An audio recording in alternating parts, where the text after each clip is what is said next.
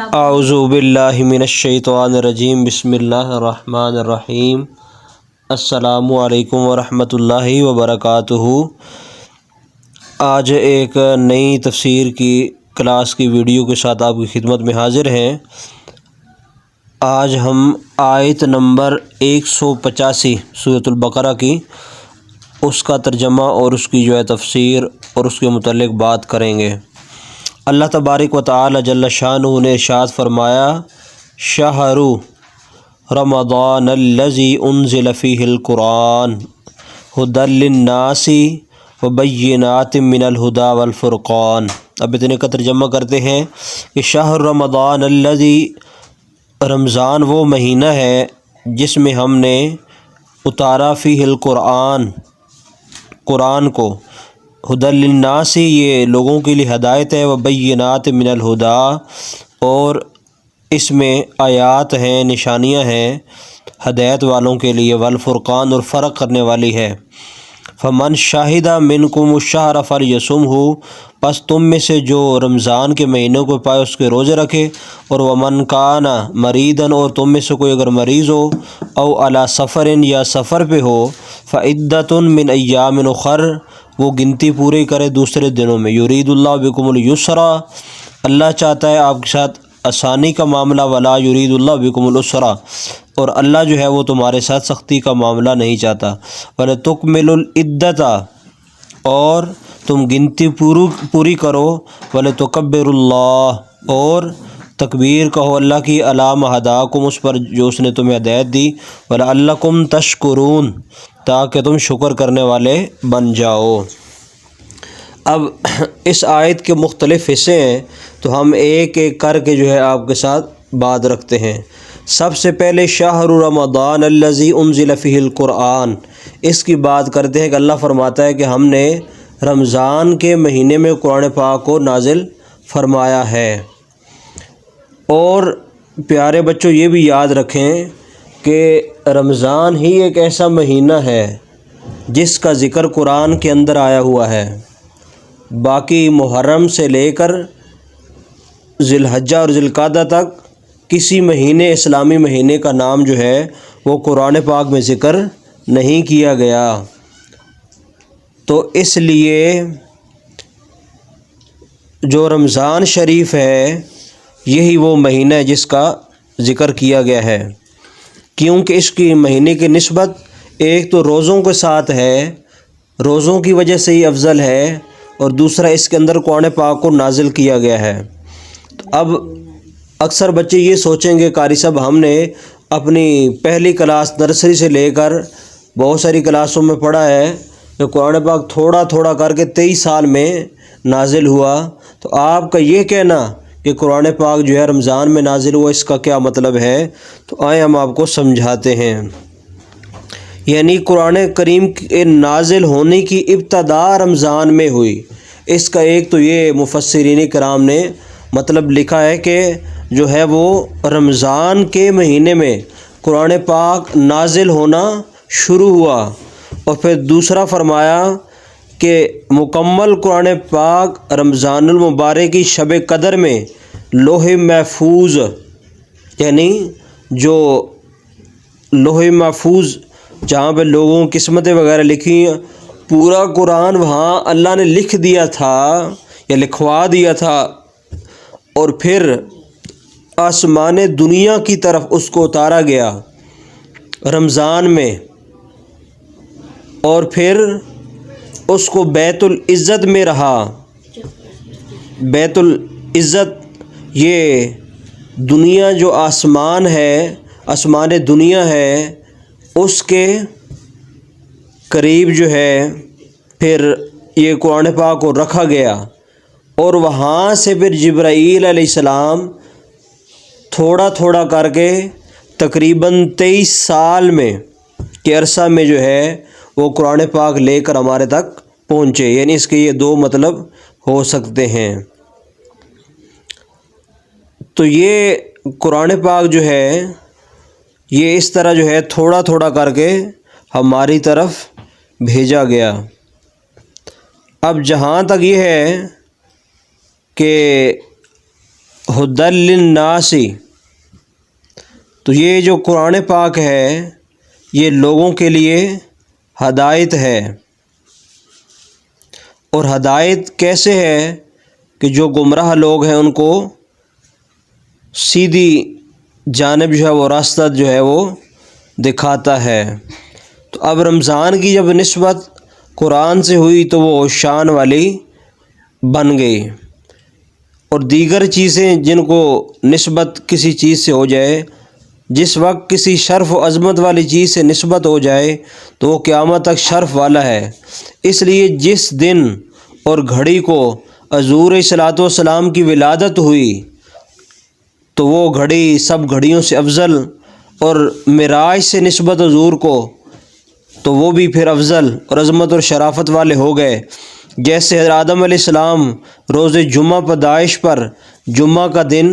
عظمت والا ہو گیا، تو پتہ چلا جب کسی چیز کی نسبت ادنا کی نسبت جب اعلیٰ سے ہو جائے تو پھر وہ شان والی ہو جاتی ہے۔ اور یہ جو آگے فرمایا والفرقان کہ فرق کرنے والی ہے، تو فرق سے مراد یہ ہے کہ وہ حق اور سچ میں جو ہے فرق کرنے والی ہے، یعنی کفار میں اور مسلمانوں میں فرق کرنے والی کتاب جو ہے وہ قرآن پاک ہے۔ اب دوسرے حصے میں یہ فرمایا کہ وَلِتُكْمِلُوا الْعِدَّةَ وَلِتُكَبِّرُوا اللَّهَ عَلَىٰ مَا هَدَاكُمْ۔ اس سے پہلے یہ فرمایا فَمَنْ شَهِدَ مِنْكُمُ الشَّهْرَ فَلْيَصُمْهُ، اور تم میں سے جو رمضان کے مہینے کو پائے تو اس کے روزے رکھے، لیکن ساتھ ہی فرما دیا وَمَنْ كَانَ مَرِيضًا أَوْ عَلَىٰ سَفَرٍ، تم میں سے اگر کوئی مریض ہو یا سفر پہ ہو تو فَعِدَّةٌ مِّنْ أَيَّامٍ أُخَرَ، وہ ان کو دوسرے دنوں میں جو ہے وہ روزے رکھے۔ اب یہ جو مریض اور سفر کے حوالے سے ساری گفتگو ہے ڈیٹیل، وہ جو اس سے پہلے ہم نے ویڈیو اپلوڈ کی ہے اس میں ہم یہ آپ کو تفصیل بتا چکے ہیں اپنے اسٹوڈنٹس کو۔ اگر یہ آپ ہماری ویڈیو سن رہے ہیں تو اس سے پچھلی والی جو ہماری ویڈیو ہے وہ اس کے حوالے سے تفصیل اس میں موجود ہے، جو یوٹیوب پہ موجود ہے، وہاں آپ سن سکتے ہیں کہ مریض کتنا مریض ہو، کیسا مریض ہو تو پھر اسے روزہ چھوڑنے کی اجازت ہے، اور مسافر کتنا سفر کرے تو پھر اسے سفر میں جو ہے وہ روزہ چھوڑنے کی اجازت ہے۔ یہ ساری تفصیل ہم کل عرض کر چکے ہیں۔ اب اللہ فرماتا ہے یرید اللہ بکم اليسر ولا یرید اللہ بکم العسر، کہ اللہ آپ سے آسانی کا معاملہ چاہتا ہے، تنگی کا معاملہ جو ہے وہ نہیں چاہتا۔ تو اب اللہ کیسے آسانی جو ہے وہ انسانوں کے لیے چاہتا ہے؟ جنہیں روزہ فرض کیا لیکن رکھنے کی طاقت نہ ہو تو بعد میں رکھنے کی اجازت ہے۔ اب اللہ یہ کہتا کہ مسافر ہے تب بھی رکھے، بیمار ہے تب بھی رکھے، بس تمہیں رکھنا ہے ہر صورت میں۔ تو اللہ فرماتا ہے نہیں، ہم نے اس طرح کا معاملہ نہیں فرمایا، بلکہ یرید اللہ بکم اليسر، اللہ تمہارے ساتھ آسانی کا معاملہ چاہتا ہے کہ اگر تم بیمار ہو تو تمہیں چھوٹ ہے، اگر تم مسافر ہو تمہیں پھر بھی چھوٹ ہے، اگر تم چھوٹے بچے ہو ابھی بالغ نہیں ہوئے، ابھی تمہارا جسم اس قابل نہیں ہے کہ وہ بھوک اور پیاس کو برداشت کر لے، اللہ نے تمہیں پھر چھوٹ دے دی ہے۔ ایسے اگر ماں اپنے بچوں کو دودھ پلا رہی ہے اس کو چھوٹ دے دی ہے، اگر ماں جو ہے وہ حاملہ ہے اور اس کو جو ہے بچے کو اپنی ماں کے ذریعے خون مل رہا ہے، اس کے جسم میں اتنی طاقت نہیں کہ وہ روزے رکھ سکتی ہے، تو پھر بھی اللہ تعالیٰ نے تمہیں چھوٹ دی ہے۔ تو اس لیے اللہ نے فرمایا کہ ہم نے تمہارے لیے آسانی رکھی ہے، اور بعض صورتوں میں فدیہ کی اجازت دے دی، یعنی کہ اگر تم اتنے بوڑھے ہو گئے ہو کہ تم میں یقین ہے کہ اب تم دوبارہ طاقتور نہیں ہو سکتے، تو پھر تمہیں فدیہ کے طور پہ جو ہے وہ گندم کے نصاب کے مطابق جو ہے جس طرح ہم نے کل عرض کیا وہ بھی آپ دے سکتے ہیں، یعنی یا تو آپ روزہ اب نہیں رکھ سکتے تو بعد میں رکھ لو، اور اگر بعد میں بھی نہیں رکھ سکتے اتنے بوڑھے ہو گئے ہیں تو پھر بعد میں فدیہ دینے کی بھی اجازت دی گئی ہے۔ اور اس فدیہ کے حوالے سے جو گفتگو ہے وہ بھی ہم نے کل پچھلی ویڈیو میں ساری کر دی ہے۔ اور اسی طرح فرمایا ہم کس طرح تمہارے ساتھ آسانی کا معاملہ کرتے ہیں نماز کی صورت میں کہ نماز کھڑے ہو کر نہیں پڑھ سکتے تو پھر کیا کرو، بیٹھ کے پڑھ لو، اور اگر بیٹھ کے نہیں پڑھ سکتے تو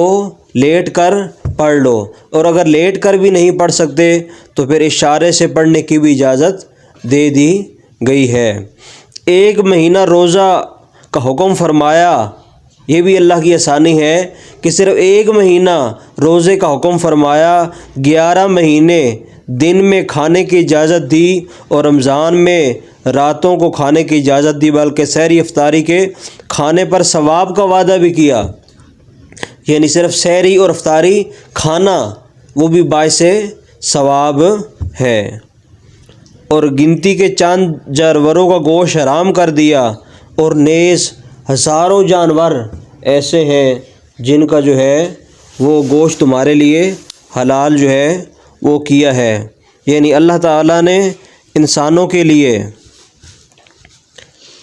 پرندوں کا گوشت بھی حلال فرما دیا، کاروبار کے چند ایک طریقوں سے منع کیا، جیسے سود وغیرہ ہے، اس سے منع کیا کہ سودی کاروبار نہیں کرنا، شراب لینی دینی نہیں ہے، یعنی چند ایک چیزیں حرام قرار دی، لیکن زیادہ سے زیادہ چیزیں تمہارے لیے حلال کیں، اور جو حرام کی یا جن چیزوں سے منع فرمایا وہ بھی ہمارے فائدے کے لیے ہی ہے۔ مرد کو ریشمی کپڑے پہننے سے منع کیا، مرد کو ریشمی کپڑا پہننے سے منع کیا، لیکن 1000 قسم کے دوسرے کپڑے پہننے کی اجازت بھی عطا فرمائی۔ اسی طرح مرد کو سونا پہننے سے منع کیا اور چاندی پہننے کی اجازت دے دی۔ اب یہاں پہ میں یہ گزارش کرتا چلوں، جو ہماری ماہیں بہنیں بھی سنتی ہیں، جو اپنے بیٹوں کے لیے انگوٹھیاں بنواتی ہیں، اور جو ساسیں ہوتی ہیں وہ اپنے جو ان کی بیٹی کے ساتھ جس کا نکاح ہونے والا ہوتا ہے، مجھے اس کا لفظ یاد نہیں آ رہا کہ اس جگہ پہ کیا جو ہم نے لفظ بولنا ہے، لیکن ہم جو سننے والے ہیں وہ یقیناً سمجھ لیں گے۔ تو وہ جو ساس ہے اپنی بیٹی کے گھر والے کے لیے انگوٹھی بنواتی ہے کہ میں اسے جو ہے اسے شادی پر انگوٹھی دوں گی، تو اب اس سے بھی ہم مخاطب ہیں، ہر ماں بہن سے مخاطب ہیں کہ آپ جو ہے اس کام سے باز رہیں، یا مردوں کو گناہ کا کام جو ہے کرواتی ہیں، اور جو گناہ کرنے والا ہوتا ہے اور جو کروانے والا ہوتا ہے وہ دونوں برابر کے شریک ہوتے ہیں۔ تو اس لیے شادی پر اگر آپ نے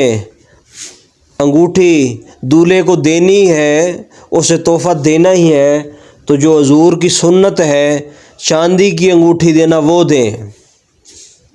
اب آپ حضور کی ادھر ایک سنت نکاح کر رہے ہیں، ولیمہ بھی سنت کر رہے ہیں، لیکن اس کے اندر جو غیر شرعی کام ہے، ہمارا کام ہے لوگوں کو اطلاع کرنا،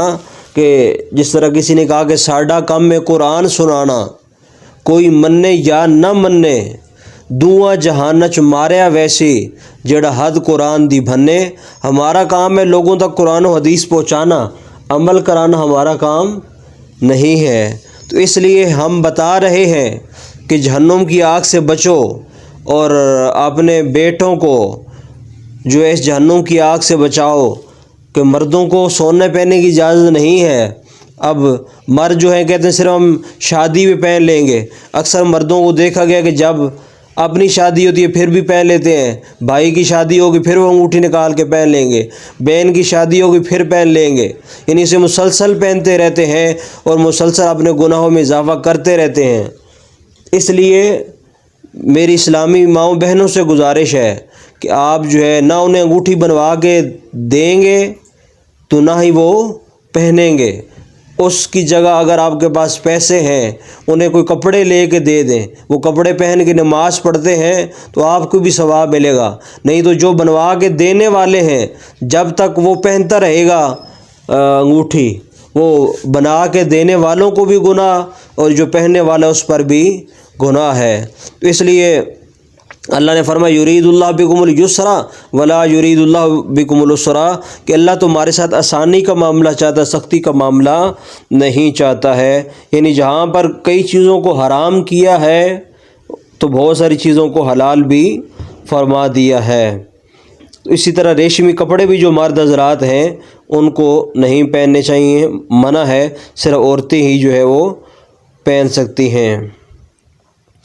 اور بھی بہت ساری چیزیں، ایک لمبی تفصیل ہے لیکن ہم اپنی بات کو ختم کرتے ہیں، بات زیادہ طویل ہو رہی ہے، کہ اللہ نے ہمارے لیے بہت زیادہ آسانیاں پیدا کی ہیں اور جن چیزوں سے روکا ہے وہ بھی ہمارے بھلے کے لیے ہی روکا ہے اگر ہمیں سمجھ آئے تو۔ اب سب سے آخری حصہ جو ہے وہ ہے وَلِتُكْمِلُوا الْعِدَّةَ وَلِتُكَبِّرُوا اللَّهَ، یعنی تم اس کی گنتی پوری کرو اور پھر اللہ کی تکبیر کہو۔ اب اس کا مطلب کیا ہے؟ اس سے مراد مفسرین نے لکھا ہے کہ اس سے مراد عید الفطر کا دن ہے، یعنی جب تم کیا کرو، روزے رکھ لو اور اس کی گنتی پوری کر لو تو وَلِتُكَبِّرُوا اللَّهَ، اللہ کی تکبیر کہو۔ اور ہمارے ماشاءاللہ جتنے بھی شاگرد ہیں ہمیں سن رہے، ہم نے سب کو تقریباً عید الفطر اور عید الاضحیٰ کا طریقہ جو ہے وہ سکھایا ہوا ہے۔ تو جب ہم عید کی نماز پڑھتے ہیں تو اس کے اندر زائد 6 تکبیریں پڑھتے ہیں، اللہ اکبر اللہ اکبر۔ تو یہ جو ہے اللہ اکبر، اس کا مطلب یہ ہے کہ اللہ خود فرما رہا ہے کہ جب تم گنتی پوری کر لو تو پھر تکبیر کہو، یعنی عید کی نماز ادا کرو۔ اور یہاں سے عید کی نماز بھی جو ہے نا وہ ثابت ہو رہی ہے۔ اور اس دن یہ بھی حکم ہے بڑی عید پر تو 5 دن تک تکبیر اللہ اکبر لا الہ الا اللہ اللہ اکبر وللہ الحمد یہ کہنا چاہیے 5 دنوں تک۔ اور اسی طرح چھوٹی عید پہ بھی یہ حکم ہے کہ آپ جو ہے یہ تکبیر پڑھتے ہوئے مسجد میں جائیں ایک راستے سے اور دوسرے راستے سے پھر جو ہے واپس آئیں۔ تو اس طرح اللہ فرماتا ہے کہ جب تم روزے کو گنتی پوری کر لو تو پھر تم تکبیر کہو، وَلِتُكْمِلُوا الْعِدَّةَ وَلِتُكَبِّرُوا اللَّهَ، کہ جب تم گنتی روزوں کی پوری کر لو، روزے سارے رکھ لو، 29 ہوں یا 30 ہوں، بس وہ پورے کرنے کے بعد پھر تم جو ہے اللہ کی تکبیر کہو، یعنی عید الفطر کی نماز پڑھو۔ عَلَىٰ مَا هَدَاكُمْ وَلَعَلَّكُمْ تَشْكُرُونَ، اور جو اللہ نے تمہیں ہدایت دی ہے یعنی روزے رکھنے کی اور نماز پڑھنے کی اور اتنا ثواب عطا فرمایا رمضان میں، اس پر اللہ تعالیٰ کا شکر عطا کرو۔ تو یہ تھا آج کا سبق۔ امید ہے تمام دوستوں کو یہ ہماری ویڈیو پسند آئی ہوگی۔ اگر آپ پہلی دفعہ ہماری ویڈیو کو سن رہے ہیں اور ہمارے چینل کو سبسکرائب نہیں کیا اور ہمارے اس کلاس میں شامل ہونا چاہتے ہیں تو ہم آپ کو دعوت دیتے ہیں کہ اس کلاس میں شامل ہو جائیں۔ اور یہ انشاءاللہ بھی دوسرا سپارہ چل رہا ہے۔ اسی طرح ہم پورے قرآن پاک کی جو ہے تفسیر، اگر اللہ تعالیٰ نے زندگی دی، نیت تو یہ ہے کہ پورے قرآن پاک کی جس میں مسلمانوں کے لیے مسائل ہیں، جو انبیاء کرام کے اہم واقعات ہیں، ان کا ہم ذکر کریں، ان آیت کا ترجمہ پیش کریں، تو انشاءاللہ آپ بھی ہماری کلاس میں شامل ہو جائیں اور ہمارے چینل کو سبسکرائب کریں، ویڈیو کو لائک کریں اور اس میسیج کو اپنے بہن بھائیوں کے ساتھ بھی شیئر کریں، کیونکہ نیکی کا جو میسیج ہے، پیغام پھیلانا، وہ بھی نیکی ہے۔ انشاءاللہ ایک نئی ویڈیو کے ساتھ آپ کے ساتھ جلد ہم ملاقات کریں گے۔ تب تک کے لیے تمام دوستوں کو اللہ حافظ۔